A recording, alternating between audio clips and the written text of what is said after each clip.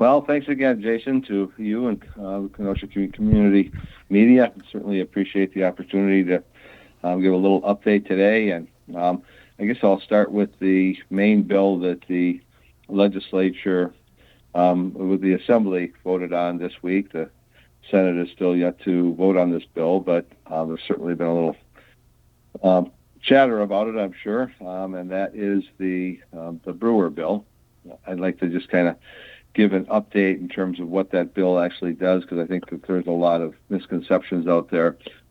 First of all, the stadium, the AmFam Field or Kenosha County Stadium or Miller Stadium, whichever one you're used to calling it, is actually owned by the state of Wisconsin. It's owned by all the citizens of the state of Wisconsin, and along with that comes a responsibility to maintain that building. And the Major League Baseball, of course, has pretty strict standards in terms of the condition that the stadium has to be kept in. And up until last year, the maintenance of that stadium, if you remember, there was a pretty big controversy when the legislature, way back when, long before I was in the legislature, voted on a tax that citizens had to pay to maintain that stadium in 5 different counties, including Racine.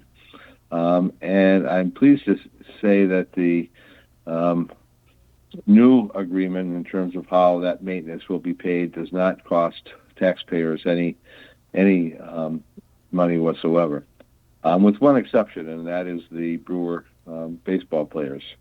The Brewer baseball players, part of their income tax, along with the taxes that are paid by visiting baseball players, will go into a fund for the continued maintenance of the facility, and that is in exchange for the Brewers agreeing to remain in Milwaukee through 2050.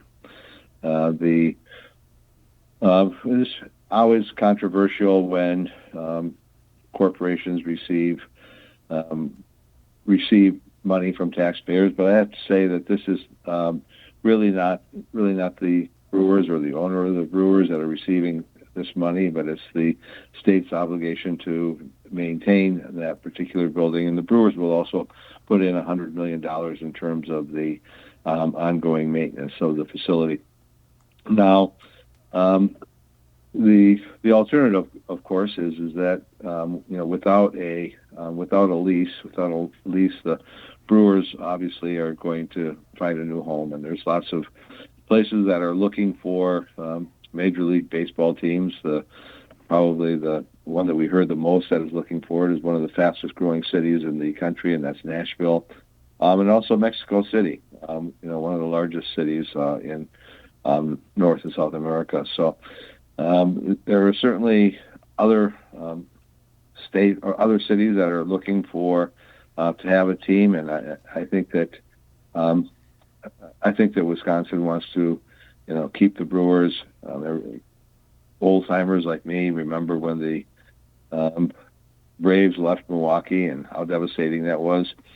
And I just have to say that that the agreement that was reached, I'm on one of the committees that I'm proud to serve on is State Affairs. So that committee heard the initial bill. It was a public hearing that was held at State Fair Park.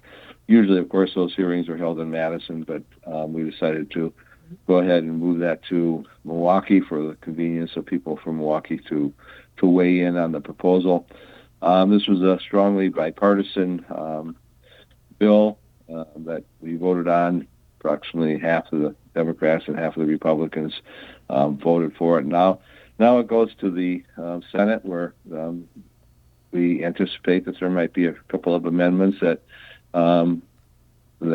get added to the bill, and hopefully it passes there and comes back to us with some amendments that hopefully improve the bill.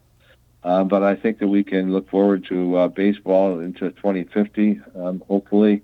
The governor, of course, had a proposal in his budget, which was rejected by the Republicans. One of the questions I did ask the Brewers management when during the public hearing is what their thoughts on the governor's proposal that was in the budget, and he said, and I quote, "That was a fine proposal, but that's not the one that ultimately was in front of us." So I was pleased to vote on that bill, vote yes on that bill, and I hope that it gets past the Senate, and I am convinced that the governor will be pleased to sign it as well. Next week, I will be reintroducing a bill, which I just think is common sense. And apparently there was a kind of a glitch, I believe, in the law that kind of came to light during the Rittenhouse trial here in Kenosha, where there was the ruling basically said that that it's legal for 16 to 18-year-olds to wander up and down the streets with AK-47s. And I don't think that was the intent of the law when this law was passed to allow 16-year-olds to hunt in the woods with long guns. And that interpretation, I think, is something that we need to correct.